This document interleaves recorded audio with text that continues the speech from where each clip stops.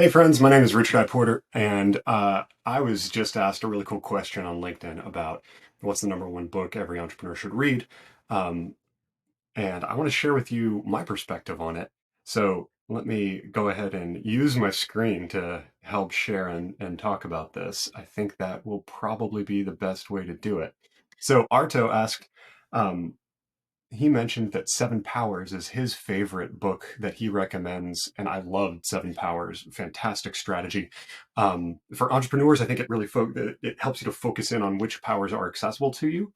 But he asked which is the number one business book that I would recommend. And for me, as much as I love Seven Powers, and I do, I think it's Start with Why by Simon Sinek, because it really helps to focus and emphasize the importance of mission.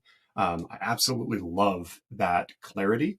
I think the YouTube video of his TED Talk is fantastic to get people oriented, but Start with Why helps to take you through it in a little bit more depth.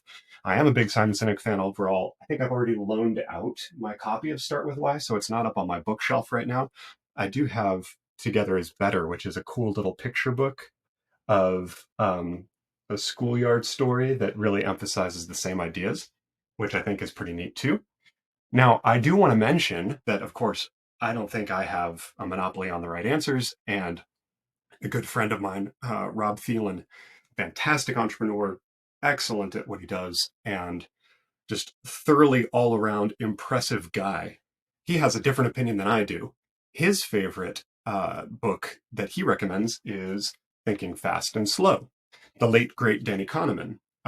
Great emphasis on planning fallacies and how things will always take longer than you think they do. It's not just software product management or engineering where you have the three times longer than you thought it was going to take. It actually has to do with planning overall. And so he recommends this as a way of thinking through all of the different um, ideas and biases that are exhibited by people overall. And that can be very insightful in human psychology and designing products for normal people. So I also recommend that. And of course, I have Thinking Fast and Slow in my list as well. So here it is actually in a different book recommendation tool, the Story Graph. The late great Danny Kahneman really had a lot of brilliant insights, well researched, and an emphasis on this is very worthwhile.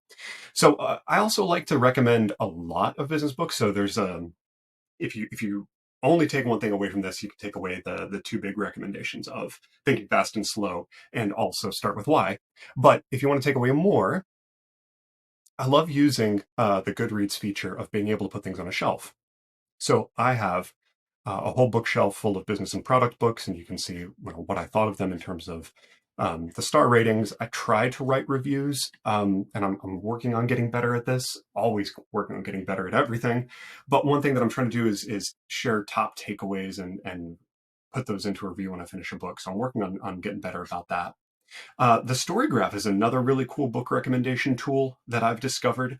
And you can import and export from your Goodreads over into StoryGraph, and it does a little bit more um, general recommendation, or what's a better way of putting this? It does thematic recommendations instead of just the books themselves. So if you go and you take a look at your stats, you can graph the kinds of stories that you read, the moods and the pace. And if you look at um, my read books across a given year, or you could do all time, and then you can look at what kind of moods do I like, and what kind of pace do I like, and what kind of page count do I like, and all of that sort of thing. It's pretty neat. I do think that it's a little harder to share. So I've given them a little bit of that feedback about it being harder to share a list there as compared to sharing a book shelf on Goodreads. But I'm going to include the bookshelf for business and product.